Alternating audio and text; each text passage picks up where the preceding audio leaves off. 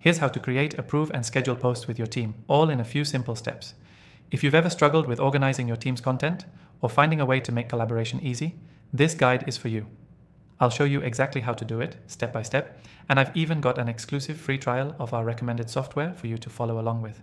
Stick around and you'll be able to streamline your content creation process in no time. First things first, start by creating your post.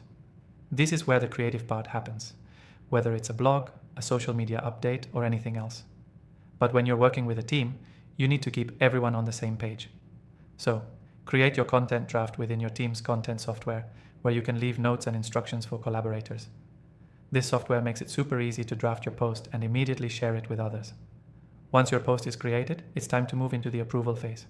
With a team, getting feedback and approval is key before anything gets scheduled.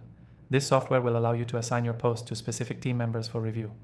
They can approve, suggest edits, or reject the post with comments, all in one place. This keeps everything organized and ensures you're not missing any crucial steps. As soon as the post is approved, the next step is scheduling it.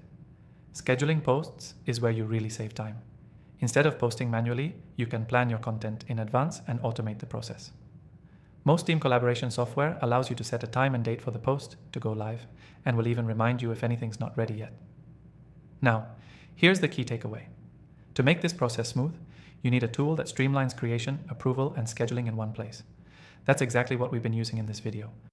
You can save tons of time and avoid confusion by using the software I'm recommending, and don't forget, it's got an exclusive free trial in the description below for you to try out. So let's quickly recap. Create your post, share it with your team for approval, and then schedule it for posting. Make sure you're using the right software to manage it all efficiently. If you want to follow along and get the most out of this guide, make sure to take advantage of the free trial linked in the description. It's the perfect tool to help you and your team stay on track without the stress. Thanks for watching, and I'll see you in the next one.